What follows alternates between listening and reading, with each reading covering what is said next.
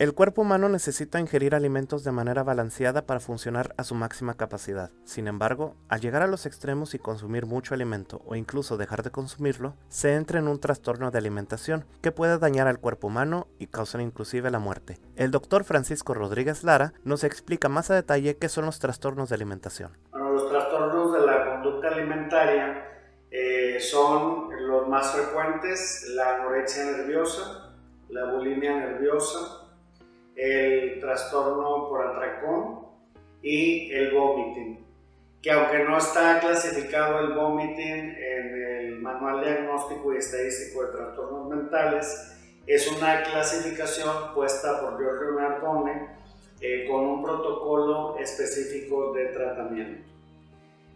La anorexia nerviosa pues consiste en una alteración de la imagen y la silueta corporales, con una tendencia a buscar un adelgazamiento bastante pronunciado, con un miedo muy intenso, morboso y persistente a engordar, aun cuando se encuentra la persona en un peso por debajo del mínimo normal, y puede o no desarrollar conductas compensatorias, como cuáles: el ayuno, el restringir el total de alimento, y se llama pues una anorexia restrictiva, ¿sí? O en algunos casos cursan con periodos de ayunos prolongados, luego se atracan, comen en forma excesiva para luego ir a vomitar, o utilizan laxantes, utilizan diuréticos y el ejercicio extenuante, que sería el tipo de anorexia atracón purgativa en la subclasificación. La bulimia es un trastorno también de la conducta alimentaria que se caracteriza por periodos alternados de atracón, y el atracón es el comer compulsivamente en un periodo corto de tiempo, usualmente 2 horas o menos, cantidades de comida muy altas, muy exageradas, y que la mayoría de las personas no comerían esa cantidad de alimento en ese periodo de tiempo, ¿sí? Seguido de conductas compensatorias inapropiadas. Se dan el atracón y luego vomitan, por ejemplo, se dan el atracón y luego recurren al ayuno y al ejercicio extenuante, se dan el atracón y luego entonces utilizan laxantes, diuréticos y ese tipo de conducta que tratan de compensar para no subir de peso. Cuando las personas se preocupan demasiado por su apariencia física, creen que el dejar de consumir alimentos es la solución a su problema. Sin embargo, lo único que están haciendo es entrar en un trastorno de alimentación que puede causarles la muerte. Esta es la anorexia. El doctor Francisco Rodríguez Lara nos explica más a detalle cómo puede ayudar la terapia breve estratégica a pacientes con anorexia. Bueno, la terapia breve estratégica tiene una eficacia, una efectividad del 80% aproximadamente para tratar problemas como la anorexia. Es un enfoque diferente a cualquier otro enfoque que existe, y es muy importante bloquear las soluciones intentadas tanto por la paciente como por la familia. ¿Qué es lo que hace la familia? La familia insiste mucho a la paciente, que es más frecuente en mujeres este padecimiento, le insisten mucho en que coma, le insisten mucho en que se alimente, le insisten mucho en que se ve flaca, en que se ve demacrada, y en que si continúa sin comer puede llegar a enfermarse gravemente o inclusive a morir.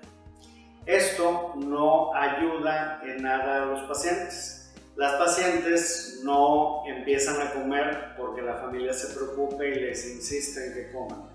Muchas veces ocurre el efecto paradójico, el efecto contrario.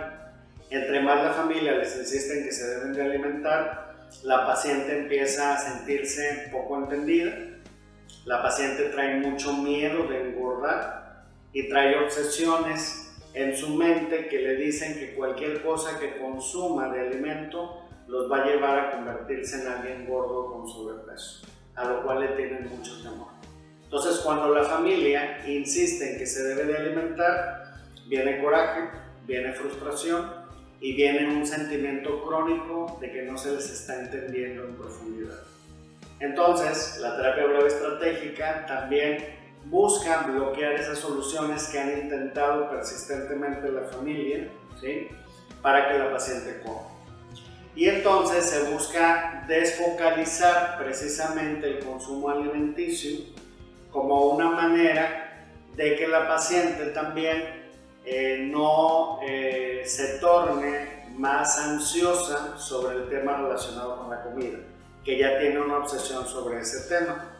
Entonces se busca particularmente el reconectar a la paciente con el placer, con las sensaciones, porque una paciente que ya tenga un trastorno de la conducta alimentaria como la anorexia desarrolla una capa protectora que se le llama, es como un chaleco protector medieval, que es un chaleco de acero, y se presenta una armadura protectora que la protege no nada más del hecho de poder engordar, la protege de todo tipo de sensaciones, incluyendo las sensaciones placenteras. Esto que empieza como una protección, después se convierte en una armadura que llega a ser como una prisión. Por eso se dice que una paciente que tiene anorexia nerviosa está aprisionada con la comida. A través de esta armadura, que en su momento fue protectora, ahora se convierte en una prisión que las constriñe y no las deja verdaderamente disfrutar y conectarse. Entonces se va desarrollando una anestesia total, una anestesia emocional, una anestesia de todo tipo de sensaciones placenteras y también a veces una anestesia del dolor, llegando inclusive a las pacientes en un punto determinado a ya no importarles nada, a ya no sentir absolutamente nada y solamente tener ese temor morboso y obsesivo por lo que consumen o dejan de consumir. Entonces la terapia estratégica breve representa una opción altamente efectiva para ayudar a estos pacientes en un tiempo más breve de tratamiento. Al dejar de consumir alimentos en pautas de alimentación saludables y consumiendo comida en exceso en periodos de tiempo muy cortos, se está entrando en el trastorno de alimentación de la bulimia. El doctor Francisco Rodríguez Lara nos explica cómo puede ayudar la terapia breve estratégica a pacientes con bulimia.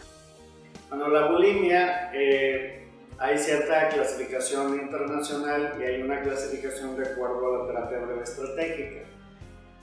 Hay varios subtipos de pacientes, ¿verdad? Está la paciente que le llaman alcachofa, ¿sí?, que es una paciente en una edad un tanto más madura que puede llegar a tener sobrepeso y como una alcachofa puede verse como con gran fortaleza, pero tener un corazón sumamente tierno y sumamente sensible.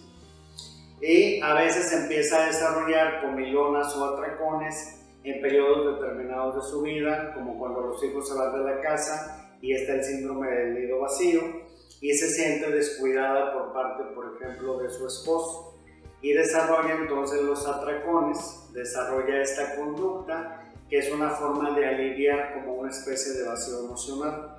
Está la paciente yo-yo, que se llama yo-yo, como el sub y baja del yo-yo, porque son pacientes que todo el tiempo están a dieta, han probado un sinfín de métodos para bajar de peso y logran bajar, pero por periodos cortos de peso. Entonces bajan 10 kilos, se someten a la dieta determinada, cualquier tipo de dieta, logran bajar unos kilos, se mantienen ahí por un espacio de tiempo y luego vuelven a engordar y a veces engordan 10, 12, 15 kilos. Están en ese peso otro tiempo determinado, se vuelven a poner a dieta y vuelven a bajar, ¿sí? Y también dentro de esta clasificación hay una transgresión con la conducta alimentaria. La comilona o el atracón lo hacen en forma privada cuando nadie los ve, ¿sí? Y tenemos que determinar si son transgresores inconscientes, es decir, en realidad no se están dando cuenta de que su conducta representa una anomalía o una problemática en la conducta alimentaria. Existen las transgresoras que están conscientes de que están con una problemática determinada, pero ya se sienten mal con eso y entonces se llaman transgresoras conscientes pero arrepentidas. Y existe la transgresora que se da cuenta de su conducta particular con la comida, pero no está arrepentida, no quiere dejar de realizar ese tipo de conducta. Aquí es muy importante ver si el atracón va relacionado con el subsecuente vómito, ¿sí? Entonces tenemos que aplicar el protocolo para vomiting, que es un protocolo específico donde tenemos que bloquear precisamente la conducta vomitadora, y una vez resuelto y bloqueada la conducta vomitadora, el atracón también se resuelve.